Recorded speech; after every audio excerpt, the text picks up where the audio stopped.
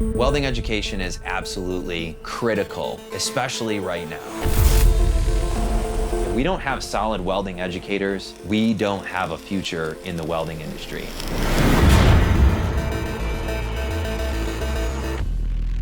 How's it going? I am Nate Bowman. I'm known as the Weld Scientist on Instagram. I also am the Director of Welding Optimization and Education for Central Welding Supply.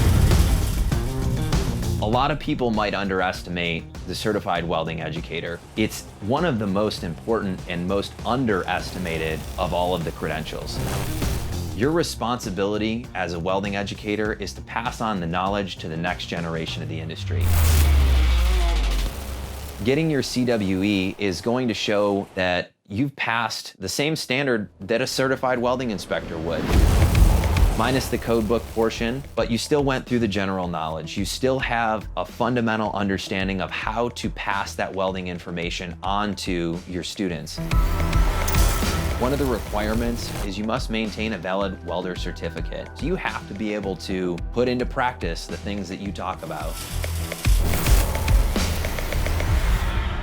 Welding instruction often is over the shoulder of another welder. Being able to identify the things that welders are doing correctly and incorrectly in real time and be able to provide that feedback is really the key to teaching someone how to weld.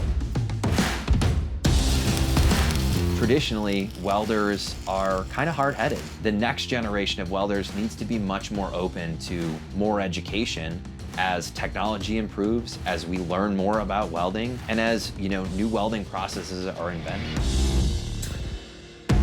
Your effectiveness as a welding educator can determine the course of someone's career in the welding industry. If you're passionate about welding education and you want to share your knowledge with the next generation of welders, become a certified welding educator, and you can make an impact on the welding industry for years to come.